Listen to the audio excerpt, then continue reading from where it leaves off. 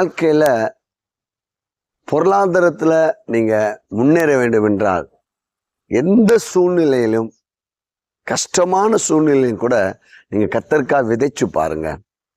அதுக்காக நீங்க கொடுக்கும்போது அந்த அந்த பொருளாதாரத்துல ஒரு பெரிய ஒரு ஆசீர்வாதத்தை, நன்மையை நீங்க அனுபவிப்பீங்க.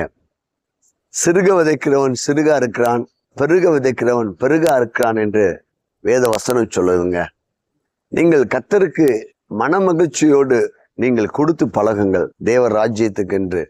அப்பொழுது உங்கள் வாழ்க்கையில நன்மைகள் வானத்தின் பலகனை திறந்து இடங்கொள்ளாது போக மட்டும் ஆசீர்வாதத்தை கர்த்தர் வர்ஷிக்க பண்ணுவார்.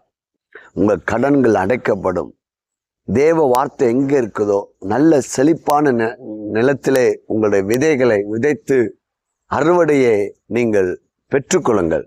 அமுக்கி குலுக்கி சரிந்து விழும்படி கர்த்தர் உங்கள் மடியில போடுவார். கொடுக்கக்கூடிய ஒரு மனநிலைக்கு உங்களை ஆயத்தப்படுத்துங்கள். காட்